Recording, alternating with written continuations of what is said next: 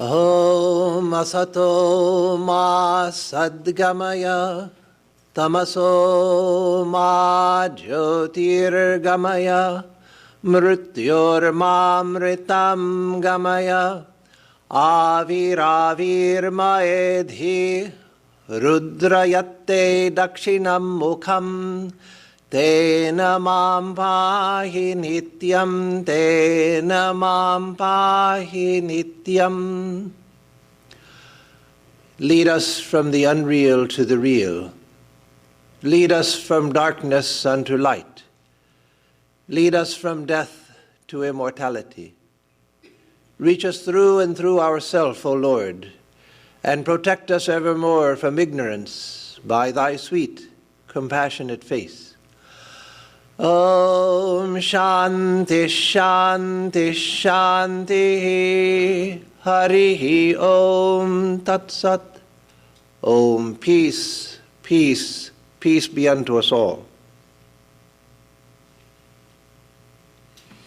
Good morning to everyone. It's good to see so many known faces, and good to see a sprinkling of unknown faces as well. As you know, most of you know, I'm here after a couple of years' absence, and so it seems like much longer than that, because in some ways at least, because much has happened between then and now, or my life has been completely different. Visiting India, I often say, is more like visiting another planet rather than visiting another country. It's not like going to England or Sweden or Switzerland or Italy. It's like going to a different planet, and so that makes it seem even longer. But on the other hand, it's coming back to a known place like Hollywood, which is so familiar, it also seems almost like I was never gone. I fit right back into the routine, and a well-known routine, known for many years. So anyway, I'm very glad to be here, and very glad to see so many of you. And this morning's talk is entitled "The Work Before Us." And by giving the talk, I had two things in mind, two related things in mind. That is, the work before us as individuals, and the work before us as a movement, as the Vedanta movement or as the Ramakrishna Vedanta movement. So those two things I want to talk about this morning, and I want to relate the two, because as I'm going to speak about them, the two are very related. I'm going to start with speaking about the movement, because when I come to the individual, I want to speak of the work before us as individuals, as members of a movement. That is, I'm not just going to speak about generic spiritual advice or generic life advice, but what I see as the work before us as members of a movement, as members of the Ramakrishna Vedanta movement, as the movement established by Swami Vivekananda. So again, I'm not going to speak about generic spiritual advice. So the movement as we know it, the Ramakrishna movement, was inspired by Sri Ramakrishna, initiated by Sri Ramakrishna, and you could say directed and defined by Swami Vivekananda. Now, I don't want to make a strong distinction, as strong as some people might, because I don't think that there is a strong distinction between Sri Ramakrishna and Swami Vivekananda. There have been, from the beginnings of the movement, there have been those who have doubted that Swami Vivekananda was taking us in the direction that had been initiated by Sri Ramakrishna. Even among his brother disciples, there were some who had doubts in the beginning years of the movement, who felt that Sri Ramakrishna had taught one way about spiritual practice and realizing God, and then Swami Vivekananda came along and talked about organization and service work and so forth, and so people doubted that, some people doubted that this was really what Sri Ramakrishna had wanted. But there are several reasons why we can assume that what Swami Vivekananda taught, what he did, was not contrary to Sri Ramakrishna's wishes. One is the Holy Mother, Sri Sarada Devi. Had it not been for her, the movement would have had a much harder time getting started. And I mean, aside from her spiritual power, which of course was foundational to the order and to the movement, but because of her supporting Swami Vivekananda's ideas. When others doubted that Swami Vivekananda was bringing new ideas which Sri Ramakrishna had not taught, then it was the Holy Mother who said, no, it's the Master who is speaking through Swami Vivekananda, who at every turn supported what Swamiji was doing and told others, like Master Mahashoy, the author of the Gospel of Sri Ramakrishna, or the Kotamrita, told people like Master Mahashoy that no, what Vivekananda is teaching is what the Master himself had wanted, and that the Master himself is working through Swami Vivekananda.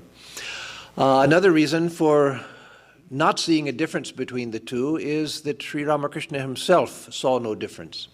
And he himself had trained Swami Vivekananda, told him what to do.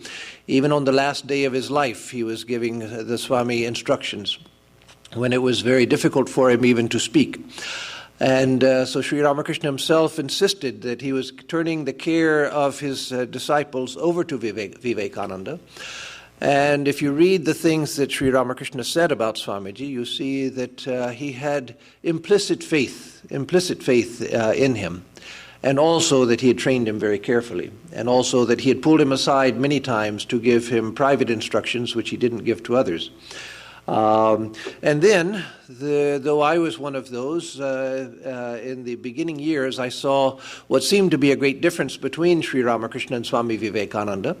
Through years of study, I came to see that the difference was one of personality and not one of inner essence. That is, the more you read of Sri Ramakrishna and the more you read also of Swami Vivekananda, the more you see a natural underlying harmony between their teachings, or rather more than a harmony, an underlying unity. But as personalities, they were distinct. And there's a reason for that. As I've often said, if Sri Ramakrishna had been able to do everything by himself, there was no need to bring Swami Vivekananda, no need to bring the Holy Mother, no need to bring other 16 disciples. It was because he needed someone like Swami Vivekananda to do things that he himself did not do or could not do because of temperament, that he brought the Swami. And so the difference in temperament is natural, and something that I find endlessly fascinating, because you don't have a monolithic, singular ideal with one dimension to it. You have a multi-dimensioned ideal with Sri Ramakrishna, Swami Vivekananda, the Holy Mother, and the direct disciples, all of whom were individual in their temperament. So I'm going to start with the movement, and because again it gives context to what I want to say about the individual. And I'm going to speak of it largely as defined by Swami Vivekananda. Now, the Swami said about his wishes for the beginnings of his movement. He said, I want sappers and miners in the army of religion. I want sappers and miners in the army of religion.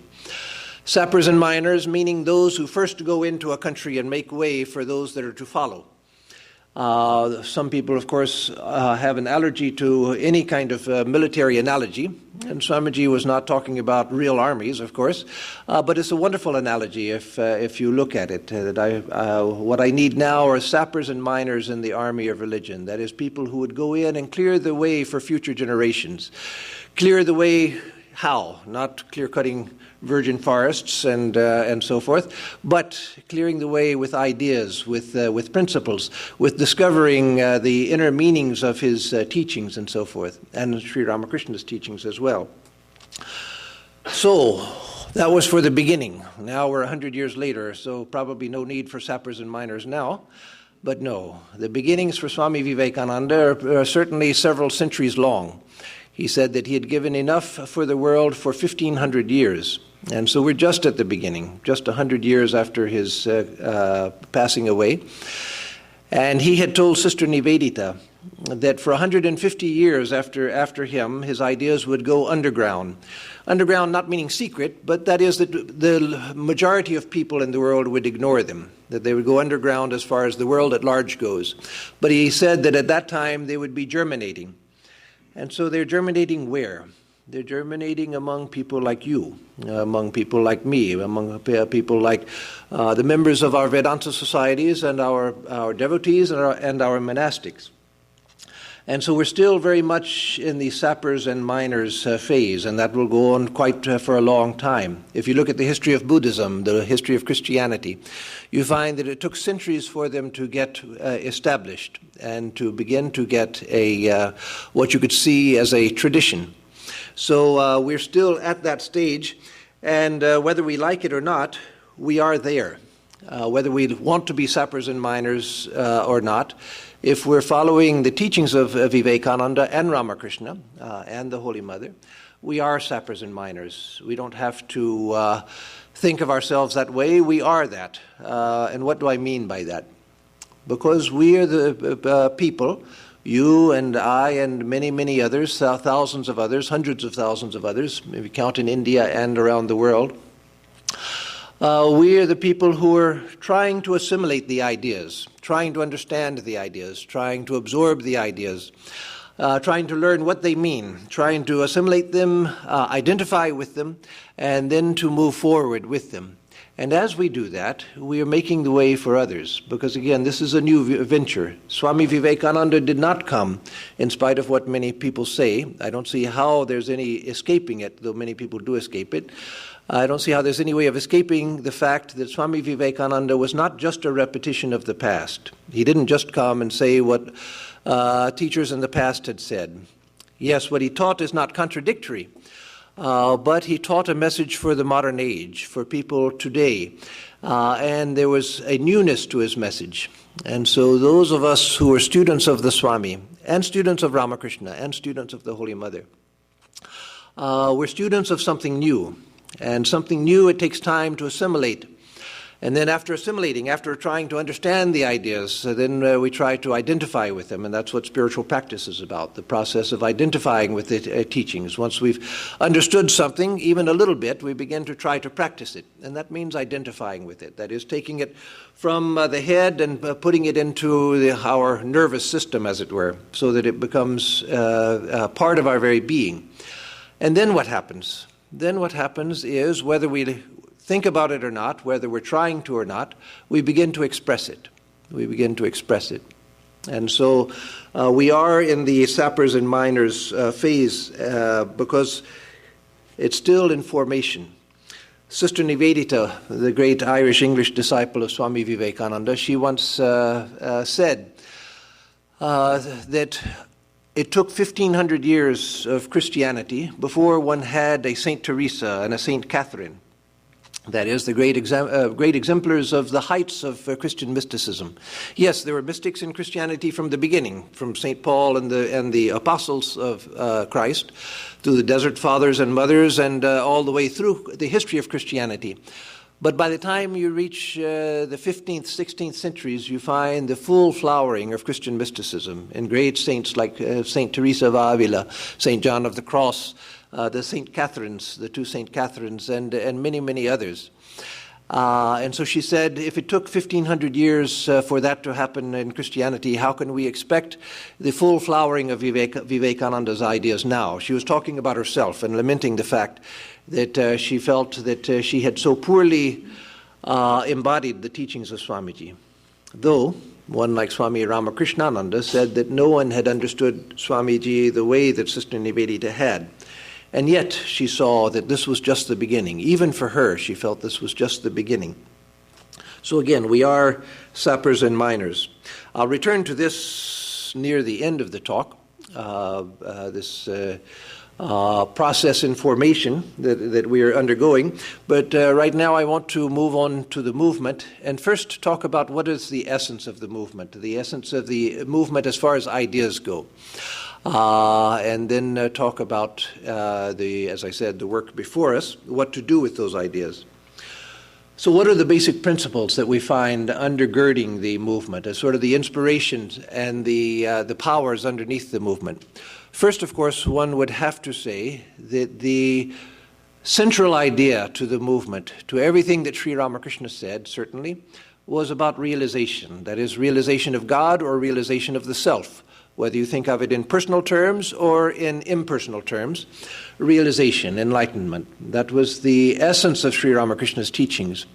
And it was the essence of what Swami Vivekananda taught as well, as I'll show, I hope, in a moment, or at least indicate. I don't pretend to be able to show it, but to indicate at least, that if you read Swami Vivekananda, you'll find that, like Sri Ramakrishna, that everything he taught was geared towards the goal of realization, towards the goal of experiential religion and the experience of the highest truths of religion.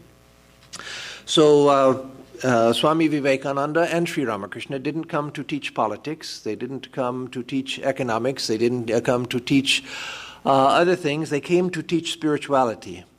Now, one of the remarkable things about Swami Vivekananda, as I'll say a little later on, is that he found spirituality everywhere. And so whether he was talking about history or language or economic theory or whatever he was talking about, he saw every aspect of human life as a struggle to express the highest truth. But as far as the essence of what he said, it was always the highest truth that was the essence. People said that to hear him talk about anything, whether it was history or anthropology or language or any military heroes like Napoleon and Genghis Khan, to hear him talk about anything was to hear him talk about spirituality, because he saw the spiritual heart of everything. But that points to the fact that for him, realization, experiential religion, was the heart of everything. And so that's the heart of our movement. Not politics, not improving the world. As I'll say in a moment, another facet of his teaching was service, but the essence of his message was not improving the world, as I'll say in a moment. It was about realization. And in tune with realization and in tune with Sri Ramakrishna's teachings was his message of harmony. That is, the harmony of religions, the harmony of spiritual ideas, the harmony of the four yogas.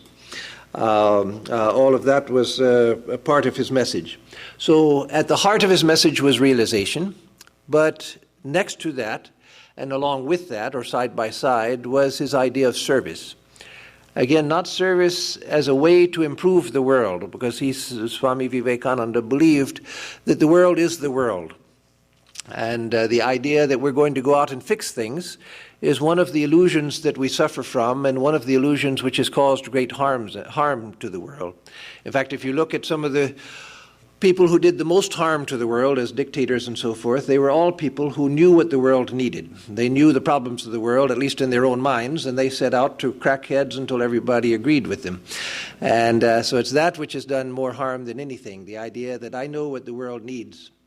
I read recently an interview with a very, very well-known name that I won't mention. Some of you might have read it, and so you'll know who I'm talking about, but I'm not going to mention his name because I don't mean him any harm. But he's an extremely well-known person, one of the most well-known people in the world, and not a political leader, a leader in another aspect of life, who said, and this may be a giveaway, he said that the problems in the world are basically just software problems. You fix a few bugs and you can get rid of the problems in the world. What an immature idea. Not that the man himself is stupid, but what an immature idea to think that the world is basically just, human society is just basically software, and just need a few programmers, a few engineers to get in there and tweak the programming a little bit, and there'll be no more problems in the world, which shows a profound misunderstanding of the nature of the world. And so Swami Vivekananda over and over hit on the head that idea of improving the world. And yet he taught service as his twin ideal. He said the ideal for his movement was twofold, and not just for the monks, it's for all of us. Because the movement is all of us. The movement is not about monks or about nuns. It's about all of us. He said, Atmano mokshartham jagadhitayacha, for one's own liberation and for the good of the world. That's the ideal for all of us. Those, at least what I mean by all of us, is those who consider themselves followers of the Swami. And so he taught service as a twin ideal with realization, and yet he taught that don't go about thinking that you can fix the world, that you can improve the world. The world is a state of balance between good and bad, between heat and cold, between saints and sinners, so-called. Though he said that we should transform our vision so that we don't see saints and sinners. We see only all as God, see the divinity of all. But again, not so that we can fix the world in the sense that there's not going to be any more disease, there's not going to be any more suffering, everybody's going to be happy, and so forth. No, he said, go out and serve. Wherever you find need, serve. But again, not with the idea that I, Swami Atmarupananda, am going to help somebody. I, Swami Atmarupananda, am going to fix the problems of the world. No.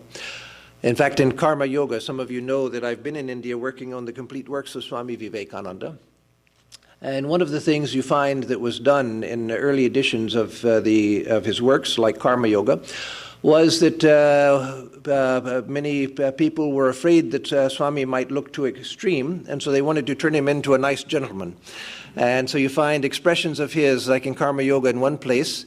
It has, in the Karma Yoga that we know, it says, Swami Vivekananda says, this idea of helping the world, take it out of your mind. But actually what he said was, this idea of helping the world, thrash it out of the mind, with his characteristic force. And so he was very hard on that idea. And so that is in tune with what Ramakrishna said when he was talking about the ideal of life. He said, if God appears before you, are you going to ask God for a hospital? No. And yet, Swami Vivekananda insisted on service, and we have started many hospitals in India. And where we don't have hospitals, we have dispensaries, medical dispensaries, and clinics of all types. So wonderful work which is going to help people of all levels of society. And so it's a contradiction. But it's a logical contradiction, not a spiritual, psychological, or emotional contradiction. The contradiction, of course, the logical contradiction is, you can't help the world, but go out and serve the world. And Swamiji was insistent on the need for service, to wherever there's any need, where there's hunger, then provide food, where there's not clothing, provide clothing, where there's not shelter, provide housing, where people are sick, provide medicine, where there's lack of education, provide education, where there's just the need for solace, provide solace. And so he insisted on the need for service, but at the same time said, don't do it with the idea that you can improve the world. One reason for that is easy to see, and that is that the idea that I can fix the world is based on the ego, and on looking on myself as privileged and the other as the unfortunate victim, and I'm going to remove, out of the goodness of my heart, I'm going to remove their problems. So one reason for that is to get rid of that egocentric idea of service. The other idea, the more profound idea, is, as he said, and this is a difficult one to understand, admittedly, one of the tasks before us as sappers and miners, one of the things we have to learn to understand. We have to deal with the contradiction in our own lives until we resolve it in our own inner experience, our own inner psychology, our own inner emotions, our own inner way of perceiving the world. And that is, who is going to help God? If the universe is God, if every being is divine, who am I to go out and fix God? Who am I to go out and try to solve the problems of God? No, it's a matter of love. The basis of his service was love and the perception of divinity within all. So to go out because of my conviction at first, and hopefully eventually perception, that God dwells within all, God is within all. And when I see need, I go out of a spirit of worship. That's the form that my worship takes when I see the world as God. Then let me go out and help those that are in need, not because I can help them, but because I'm worshiping God who has come before me in this form. And so again, as a logical statement, it's a contradiction. As a psychological, emotional, and spiritual fact, it's not a contradiction at all. We resolve it in our own inner experience. And so service is the other foundation of what the Swami taught. Christ, well, let me back up and say that each great world teacher has taught something unique. Everyone has contributed new spiritual ideas, whether it's Rama or Krishna or Buddha or Jesus or Sri Ramakrishna and Swami Vivekananda. And Jesus was the first who showed, among several other unique contributions he made, the first who showed that there's no contradiction between love for God and love for human beings.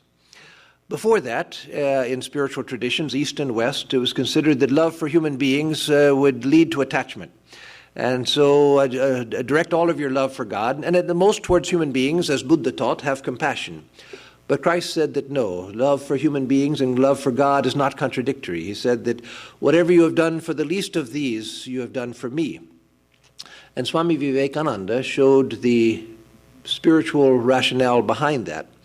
In traditional Christianity, that was taken very seriously, and that's why in Christianity you find so many wonderful service projects for the last 2,000 years.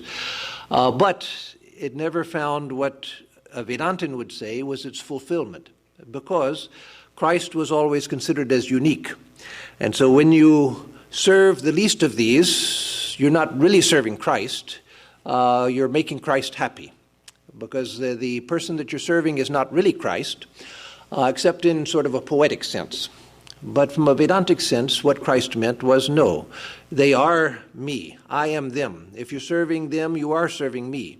There's no difference between the person that Christ said that's suffering in prison, the person who's hungry, the person who's unclothed, etc., and Christ. And so serving them is serving Christ. Or as Swami Vivekananda put in universal terms, everyone is God, everyone is divine. So anything that you do for anyone, you're doing as direct service to God. Not God sitting in their hearts. That's an okay idea, it's not a bad idea, but that's the old dualistic idea, that God is sitting in their hearts. And so I'm serving them, but I'm really worshiping God who's in their heart. Well, no, why make a distinction like that? Why set up a distinction between the person you're serving and then somehow there's this little God sitting inside the heart that my love is directed towards that, but I have to get to that through this person who's sort of in the way. No, the person is God. There's no distinction. And so the service is worship. There's no distinction. That's a difficult idea to internalize. We can understand it. First we have to understand it. Then we can internalize it. Then we can come to the point where it begins to become a matter of our way of thinking. And then, hopefully, eventually, and certainly it will, because there have been people who have done this, it will become a matter of realization, where we actually see God within others. We actually, well, again, not seeing God within others, we'll see others as God. It actually becomes a matter of perception. So we can expect that to happen also, because many have done that. And Swami Vivekananda lived in that consciousness all the time, as did Sri Ramakrishna. So they taught realization, but also service, and that service is worship. And so further, Swami Vivekananda showed, besides realization and service as twin ideals, he also showed, as I said earlier, and I want to make a third point of this, as far as underlying the work of our order, that all human striving is connected to the striving for God. That the motivation behind the criminal is the same motivation as what motivates the saint. That the motivation is not different. The level of ignorance, there's a big difference. The criminal thinks that by hurting others and that by taking from others or by killing others, he can make himself and his people happy. The saint knows that no, that's the way to self-destruction as well as destruction of the other. But the motivation is the same. They're seeking the same thing. They're seeking the same joy. One is seeking it in a way with understanding. The other is seeking it through ignorance. And so Swami Vivekananda taught that all human striving, including even the striving of the criminal, is basically the same motivation driving everything within the universe. The seeking for love, the seeking for understanding, the seeking for existence, the seeking for life, the seeking for the continuation of existence, etc. That the motivation is the same.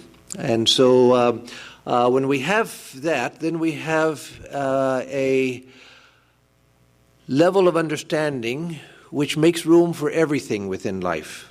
No, it doesn't cause us to blur distinctions in our understanding between what should be done and what shouldn't be done. No, it doesn't do that.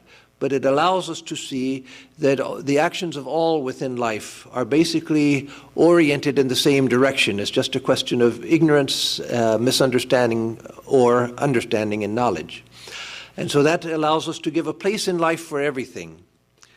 There are many people who don't want to give a place in life for everything. In fact, most people don't. They want to see bad people as something completely disconnected, as evildoers, as people that should just be destroyed. But no, Swami Vivekananda never taught that. He said, for instance, that the woman walking in the street, how dare you sneer at the woman walking the streets, meaning a prostitute. How dare you sneer at the prostitute. She is my Christ, whose street walking is the preservation of the chastity of other people. And so he saw this grand vision of balance where everyone was seeking the same thing, some ignorantly, some with knowledge. And where there's ignorance, he said, will give understanding if they're willing to take it. Don't try to force it on people. Respect everyone and where they are in life. But spread understanding, or spread the availability of understanding, but don't condemn. And so that also was a pillar of his understanding.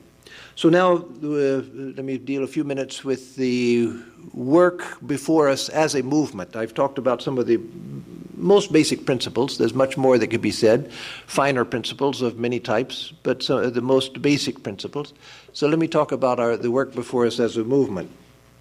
First, spirituality, because I said that for Sri Ramakrishna and Swami Vivekananda, spirituality was at the heart of everything they said and everything they did. So, teaching of spirituality, that of course is one of our prime purposes as a movement, is the spread of spirituality through, for instance, through teaching, but teaching in a variety of ways. We shouldn't take it as a passive exercise, not passive teaching. We have to develop the ideas that Swami Vivekananda taught.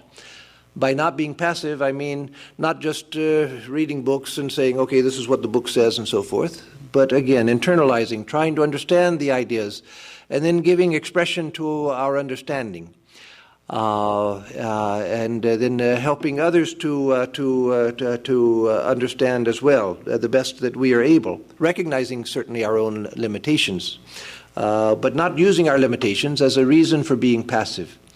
That is, to take this as something that has to be done, something to develop the ideas left by Swami Vivekananda.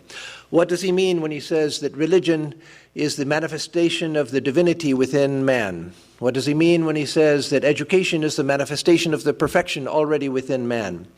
Of course, meaning using man generically, as he always did. What did he mean by that? Those are things that we have to think deeply about. We have to study and think deeply about. Examine our own experience in life. Examine our own experience of life and see what that could mean. And then find ways that becomes practicable in life. Swami Vivekananda didn't teach passive ideas. He taught ideas that are full of life, full of power. And so imagine what could be done in a country like America or like India or like Kenya or wherever in the world we are, if enough people took up this idea that education is the manifestation of perfection already within. If they understood that idea at a deep level and then began to develop curricula and teaching methods based on that idea, what a wonderful thing that would be.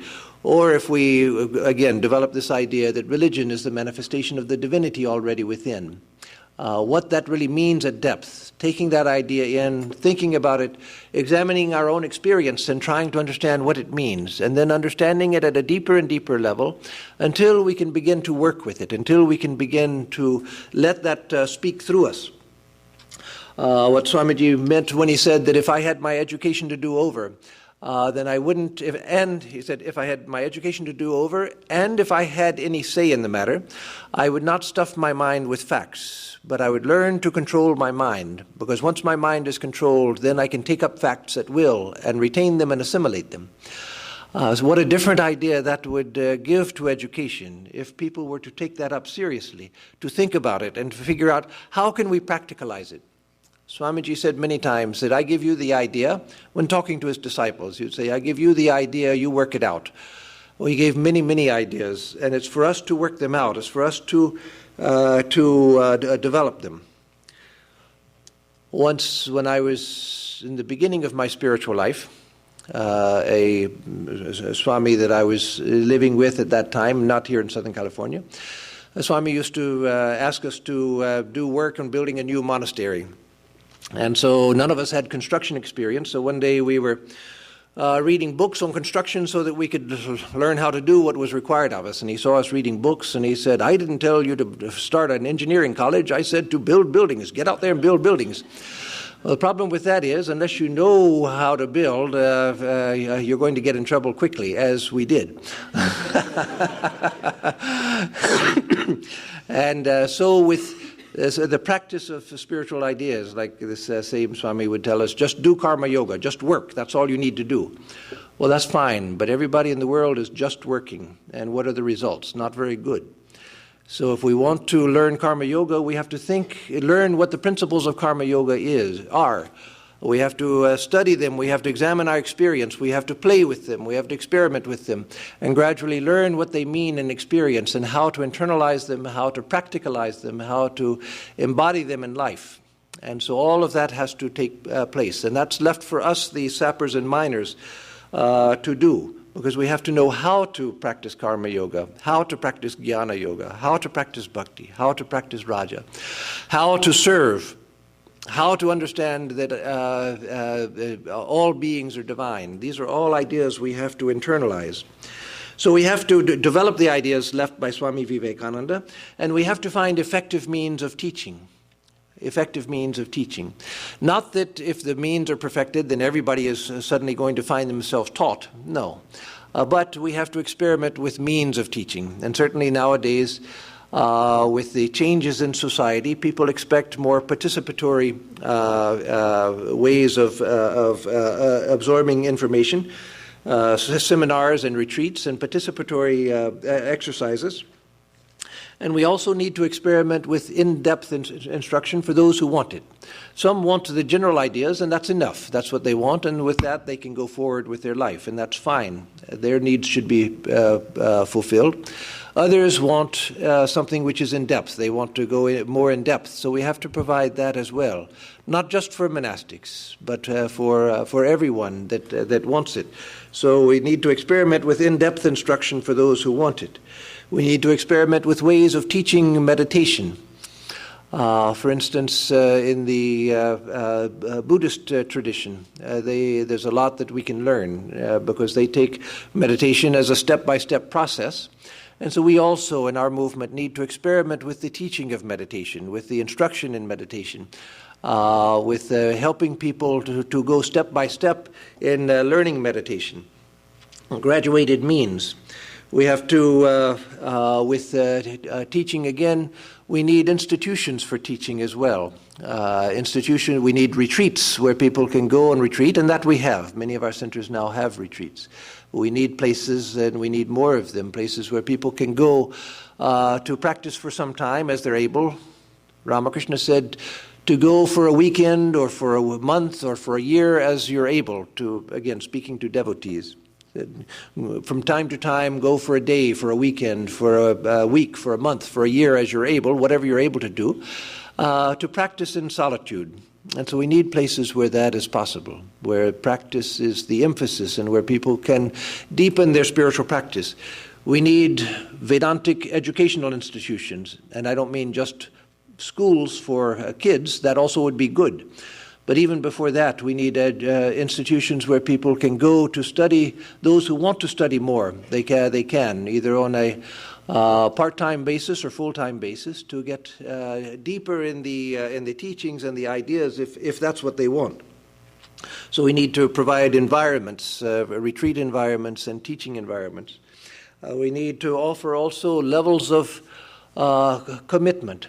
As we already do to some extent, but that also we can develop further. Again, we should look on ourselves as just beginning the process of developing Vedanta in America, in other countries. We're just beginning the process. For instance, there's the idea which has been talked about for a number of years now, and which I think is a very good idea, needs to be talked about more, developing some sort of what in the Christian world is called an oblate system, or the third order system. That is, they're the monastics, and then they're devotees, but there are some people who don't want to be monastics, and yet they want a a more directed life and a more committed life to spiritual practice. And so in Christianity, for many centuries, they've had the third order or the oblate system, where one can, whether married or unmarried, it doesn't matter, one can commit oneself to a deeper level of spiritual practice and spiritual observance. And so we need levels of commitment, and we need different types of commitment for those who want to do more service, those who want to do more practice, those who want to do more study, etc. So again, these are all ideas that we can take up, not just for monks in our centers, but for all of us, that these are important things for us to think about. We need another thing that we need very much in our movement, and I don't pretend to have the answer of how to do it, but I see the need, and I'm sure some others have seen the need also, and that is, I'll use the term, though I don't like the term so much, but I'll use the term because it's a common term, that is, we need priests. And again, we don't need to call them priests because that's a loaded term. But what I mean by that is that we don't have provisions for Vedantins. By and large, we don't have provisions for those who are followers of Ramakrishna and Vivekananda, who are followers of the Vedanta tradition, to get married within their tradition and to perform other rites and so forth. In some of our centers, we provide, some of the people provide the rice-eating ceremony and a few things like that. But that's the general rites that are provided. Those generally are not in India, and in the tradition are not provided by the monastics, but by people who are familiar from the inside with married life and family life. And so we need such people who are trained to both to perform weddings, not just wedding blessings, as some of our monks and nuns do, but actually perform weddings and perform such ceremonies and perform other ceremonies that might develop, or traditional ceremonies as well, like the rice-eating ceremony. So these are all things that need to be done. The harmony of religions as well. That's another idea that it seems like it's one of our foundational ideas, certainly, but it's still an important idea. You may say that, well, now there's so many interreligious movements, and every sizable town has an interreligious council and so forth. But I've done a lot of interreligious work, and I'm still doing a lot of interreligious work around the country and around the world, and there's still a great need for what Sri Ramakrishna and Swami Vivekananda taught. Not that we're to go into interreligious councils and say, okay, now we've got what you want and we're going to tell you how to do it. No, you can't. You have to proceed with respect for everyone and the opinions of everyone if you're going to have dialogue. We're not going in to teach people, but the message which they gave of harmony, the underlying reasons for harmony, that's still something the world needs. You'll find that most municipal interreligious councils, they get together because they don't want to fight. And so even many members of interreligious councils around the country will say that we need to talk together so that we won't fight with each other. And that's about as far as most people see interreligious dialogue as going. It keeps us in harmony, and we can say, oh, your practice is interesting, what you do at your temple is interesting, what you do is interesting. You may not be right, you may all be going to hell, but it sure is interesting what you do. So there's a great need for something that goes deeper, something that sees the underlying harmony beneath religion itself, which sees, as the Vedic people saw, and as Swami Vivekananda, in tune with Ramakrishna's realization, saw, that religion is one thing. There's only one thing which is called religion, but there are many, many ways of doing it, countless ways of doing it. And the different ways of doing religion are what, in larger groupings, we call different religions. But really, religion is one thing. It's one search. And that everybody is within the search of religion. The atheist, the agnostic, the person who never thinks about religion, even enough to be an atheist or an agnostic. Everyone is seeking what the religious person searches. And so Vedanta makes room for everyone within the scope of religions. It sees even the strivings of physical matter to be religious in nature. Everything is religious in nature. And so we need a vision of religion that makes room for everyone. Not a vision of religion which says, Everybody should be a member of our religion. Everybody should be a member of our Vedanta society, because we're the universal religion. No, a vision of religion which makes room for everybody where they're already at, which sees religion as something universal. And so there's a great need in the world for that, a deeper vision of interreligious dialogue. And you see that taking place in some places, but it's still a very, very small minority of people who are dialoguing with the idea that we're all going in the same direction, but in our various ways, and that is good, that it's good to have these various ways. So the harmony of religions. And then service also is something which is very much necessary as a movement. We haven't had much in this country. We have had some efforts of soup kitchens and helping out with schools in Mexico and other different things like that. And those are good, but that also is something that we need to develop and find ways of involving our people in service projects. Why is that important? Because it was so much a part of Swami Vivekananda's vision. That is, there's room to worship people in this sense of service everywhere. You just look around and you see plenty of opportunities for service. And so why not do that when opportunity arises? Why not do it in an organized way, as our order does a lot of in India, but it shouldn't be restricted to India. The old idea was that India is a poor country, it needs service. America is a rich country, it doesn't need service, it needs some spiritual teaching. But no, service is a universal urge, and it's something that is a need, a universal need as well. And so that's something that to internalize Swami Vivekananda's ideas of service, and then to find fields of service and engagement. So there are many other things I could say about the movement, but time is short, so let me speak now about the work before us as individuals. As I said, it's connected to the topic of the movement, because as I want to develop it very briefly, I'm not speaking about just individuals and their spiritual life. That's very important, and that's usually what we talk about. But I want to talk about us as members of a movement, of a much larger movement. And again, the Ramakrishna Sangha, the Ramakrishna movement, the Ramakrishna family includes all of us. It's not monastics, it's all of us. So the movement gives context to the individual. Why would anyone even want to be part of a movement? It's because a movement gives a context for us, and it gives a support for us. And so the movement has importance for the individual, and the individual has importance for the movement, because the movement is made up of individuals, and they are common ideals. Not common in the sense of unitary, because that's where you get into dogmatism, but very broad common ideals, as given by Sri Ramakrishna and Swami Vivekananda and the Holy Mother.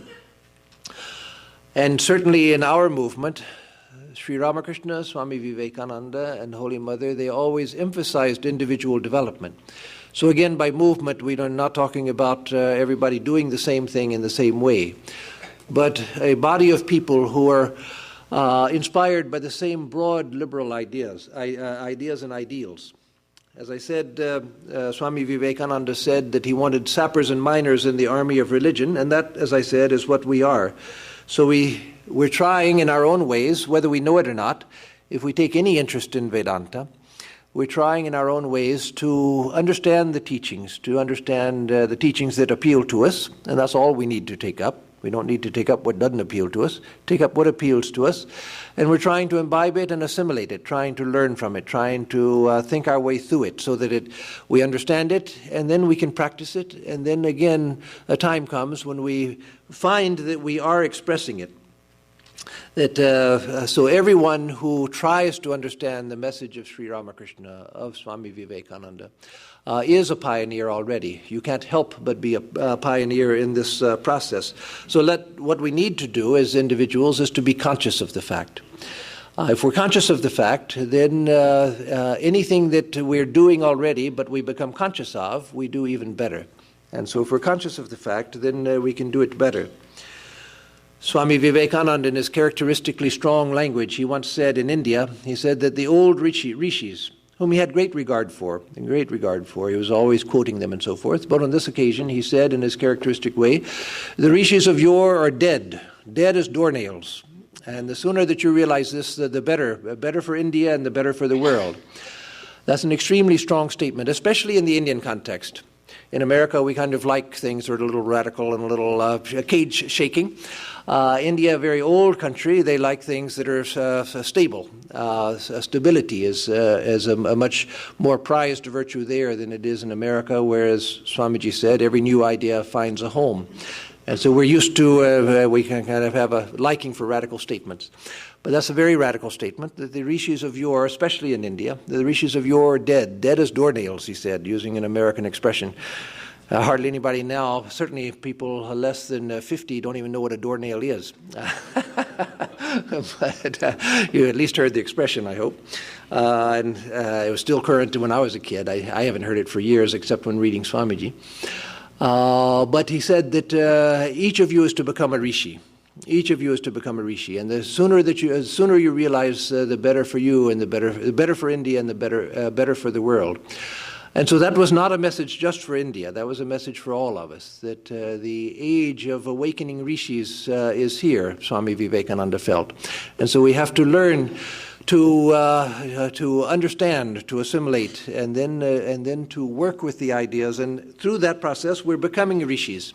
Maybe little rishis to begin with, but in time we'll become more effective, and great rishis will arise among us, certainly. So we should look on ourselves we should all look on ourselves as parts of the movement. And not as well, the monastics, they're the ones who are to do this, and we're householders, and our purpose is to do the best we can, which isn't very good, and maybe we should just give a little money to support the centers and so forth. No, all of us are called to this work of assimilating the ideas, of experimenting with them in our own life. One of my friends who had been a monk for some years and then left, he wrote me a very telling letter some years after he'd left. He said that out here, meaning outside of the monastery, out here also there are many things to do and many things to learn. Yes, that's true. It may be obvious to those of you here, but it's not always obvious to monastics. We get ingrown and begin to think that our little monastic world is the whole world. But no, there are many things to learn for all of us, many things to experiment for all of us, many things to do for all of us. And so again, I want to emphasize that point, that we're all part of the movement, and this is something for all of us to do. So what we have to do, we have to, again, as I've said over and over, assimilate the ideas, then internalize them and identify with them, and then learn to express them. What does express them mean? It means that if you're an artist, it will begin to come out in your art. If you're a writer, it'll begin to come out in your writing. If you're a business person, it'll begin to come out in your business dealings. If you are a musician, it'll begin to come out in your music. If you feel that you don't have any special skills, it'll begin to come out in your life. And what is better than that? Many of you know one of our longtime devotees and former president of the Vedanta Society, Bill Frey. He told me many times about how he came to Vedanta, and it was through meeting the former president of the Vedanta Society, Al Eschner, whom some of you know also, Govinda he's known as, a longtime devotee. So Bill Frey was working for a company, and he would meet Al Eschner at meetings, at business meetings, and he always felt, how did this guy, why is it that he seems so different from everybody else? There seems to be some wisdom or something about him that other people don't have, and he wanted to find out what that was. And so he would always sort of gravitate towards Al. And one day he asked him, what is it about you? There's some depth, or there's something about you, that a dimension to you that I don't see in other people. And then Al told him about Vedanta and brought him here. And then he became a lifelong devotee. But Al was a devotee like any of you. But because he had tried to internalize, according to his capacity, according to his understanding, internalize the ideas, that made a difference, and it brought people to spiritual life. Something that it made enough difference that people just seeing him at meetings, or those who were sensitive, seeing him at meetings, felt that, no, this guy has something that I want. I don't know what it is, but I see he has something, I want it. That's something all of us can do. All of us can do. We may not know that we've influenced people, but we will influence people if we internalize these ideas. We will. It's guaranteed. We need to learn how to unleash the energies of our movement, and by that I mean partially unleash the talents of our movement. That is, the people who have among us, lay and monastic, there are many, many talented people with talents in different directions. So we need to find ways to unleash those talents for the sake of the movement and for service to the world. For service to the world, those who have educational talents or artistic talents, or managerial talents, or computer talents, whatever talents you might have, or again, just talent as a good person. That's all you need. You don't need special talents, just being a good human being. That's central to everything. Then those talents must be manifested and made use of. And then we need to experiment. We need to experiment and not take old forms as given and as set in concrete. We need to experiment with ways of teaching, ways of presenting, ways of engaging people. So in conclusion, again, the movement and the individuals who make up the movement. There's a dynamic balance between the two, a dynamic interrelationship between the two, obviously. Swami Vivekananda again said, as I mentioned earlier, that I give you the ideas, you work them out. And one of the great things about Swami Vivekananda was that he didn't define things. He didn't set things in concrete. He didn't tell people, okay, this is what you're to do, and this is what you're to think, and this is the truth, and so now everything is fixed. No, Swamiji didn't work that way. He opened windows, he opened doors. He opened windows into new vistas. He opened doors into new pathways and told people to walk through them, to look through the windows, to walk through the doors, to experiment. He gave extraordinary ideas which will be worked out for, again, as he said, for the next 1,500 years and beyond. That is, for the next 1,500 years, it will be in the full flowering dynamic power. So it would be expanding and growing for 1,500 years. And so we need to take his legacy seriously and, again, deal with it in our individual lives. By doing that, we're helping the movement. And we're helping not just the movement is something abstract. We're helping people, we're helping the world. And if we begin to do it as a movement, if we do it as a movement, that is in organized ways, that's what a movement is, the organization of collective human energies. If we begin to do things, experiment with things as a movement, then we'll find that great things will come in the future. That we're not at the end of the road, we're not even yet at the beginning. We're still trying to figure out how to put our first step forward. And so in that, let us all come forward and figure out how best to do that. For our own good, for our own liberation, for our own spiritual good, and for the good of the whole world.